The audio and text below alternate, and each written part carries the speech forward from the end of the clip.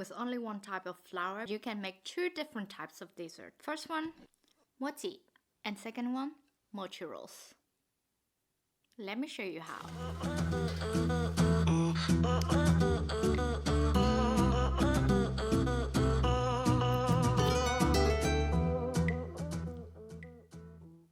Before diving into details, I want to show you the 3 nuts mixture that I've prepared in advance. Here I have peanuts, hazelnuts, and pistachio. That will be the main base of our fillings for the desserts today. And each of the mixture can be made using any of these following 3 techniques. You can start easily by blending a 1/4 cup of your favorite nuts into small chunks using a food processor, and then add 2 tablespoons of sugar. Technically, that's everything you have to do, but if you want to be a little bit extra, then you can roast the nuts on medium-high heat until it turns one shade darker than the original color. This way you can enhance the fragrance of the nuts even more. And of course, if you know me, you know that I am the drama queen. What I like to do is to mix the blended nuts with the sugar before roasting. So when I roast the nuts that is already mixed with the sugar on medium-high heat, the sugar will melt down, adhere to the nuts, and create an even caramelized coating around each piece of nuts. There is one downside of this technique is that it creates lots of big lumps after roasting. So to fix this, I blended the nut mixture one more time at the end to restore the initial texture. I indeed spent a lot more time making the nut mixture, but the result is seriously worth it. The roasted fragrance, the creamy and nutty flavors, as well as the not too sweet sweetness of the caramel layer around the nuts. Everything just combines together and makes your dessert even better. We all know that sometimes it's not the recipe that makes your food special, but these little details are the real heroes. So if you want to upgrade your cooking game, then I highly recommend using the 3rd technique. We will start with making the mochi roll first because they need some time to cool down before we can roll them. So in a mixing bowl, we will add 1 cup of glutinous rice flour.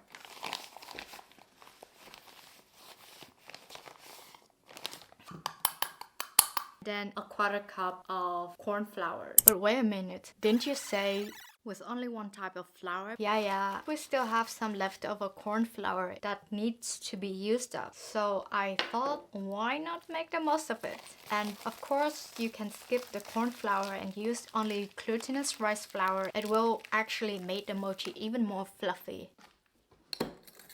Followed by a 1/4 teaspoon of salt, 2 tablespoons of sugar, and 2 tablespoons of oil.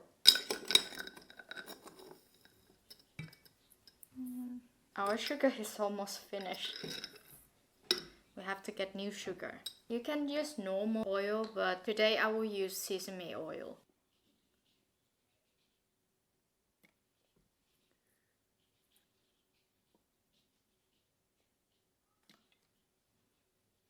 Now we have to mix the flour thoroughly and then add bit by bit of 1/2 cup of boiling water.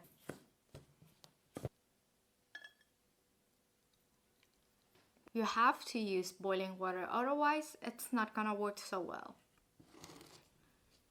So, yeah.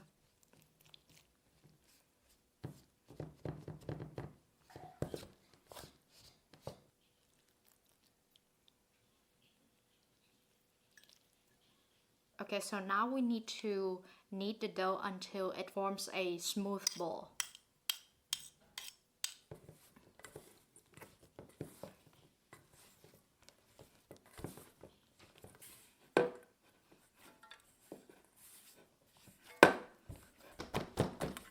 Okay, this should be fine.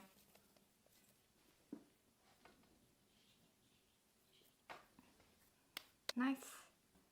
Now we have to steam this for about 20 minutes and let it cool down completely before we roll them out. I forgot to tell that you have to calculate 20 minutes only from the moment that the water is boiled. I think that we can put it in now. Ooh. 20 minutes. I'm gonna set the timer just in case that we forget the time.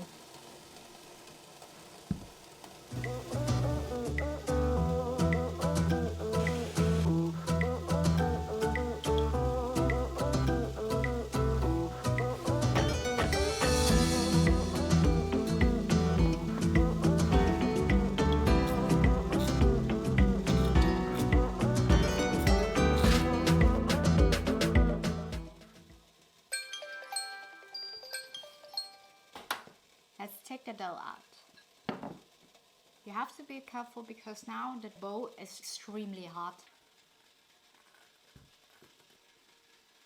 Smells so good.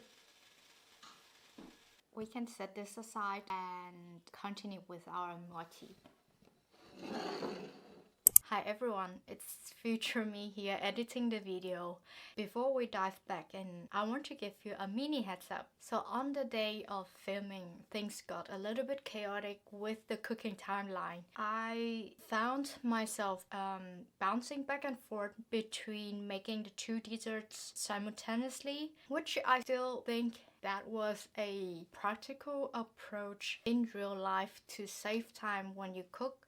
But as now I sit down to edit, I decided that I want to reorganize the footage a little bit to present the recipe in a more cohesive way rather than sticking strictly to the original sequence. As a result, you might notice some parts where the order of events seems a little bit off, but I guarantee you that it doesn't affect the recipe. So with that being said, let's get back to the video. I think that it's completely cooled down.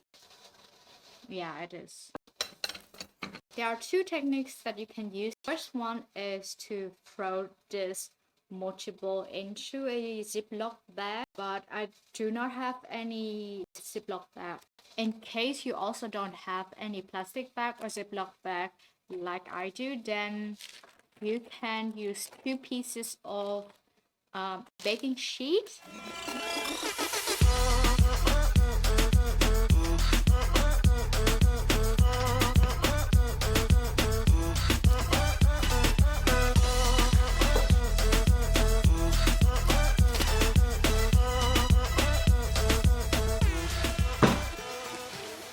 The original Mochi Rolls are filled with red bean paste, and you can make it from scratch or just buy it pre-made from Amazing Oriental.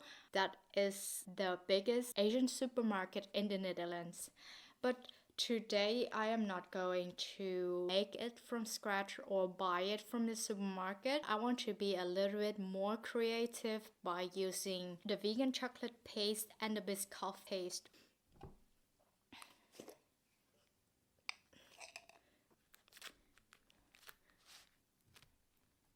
And because chocolate and pistachio is a really nice combo, so I will sprinkle a thin layer of the pistachio mixture on top of it.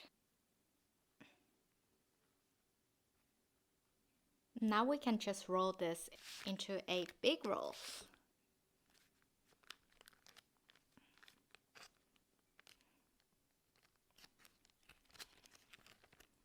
I actually low-key think that you can steam it a bit longer than 20 minutes. Like, depends on how old or new your flour is. My flour is pretty old, I think, so 20 minutes steaming, it's okay. It's not the best. But if you want your mochi to be extremely soft and like melting in your mouth, then I recommend you to steam them a little bit longer than 20 minutes. Yeah. Now we have a big roll like this. The next step is to cut these into smaller rolls. Let me grab my scissor.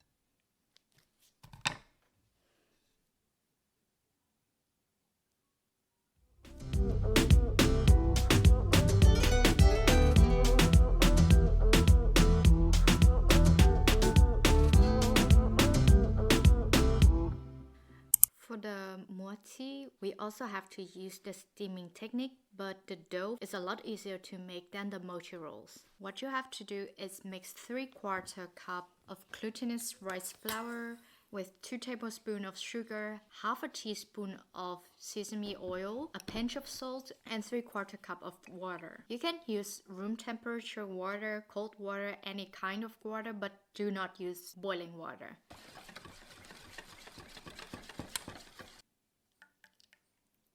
Our dough is ready, so now we have to steam it until it's fully cooked. So you may ask, okay, when do I know that the dough is fully cooked? Well, I usually stir the dough thoroughly after about 5 to 10 minutes of cooking. At this point, when I stir the dough, the wet and uncooked part will burst out, and I will just cover the lid and continue the cooking until I see that the wet and uncooked dough become also transparent like the rest of the dough. Then I know that it's good to go.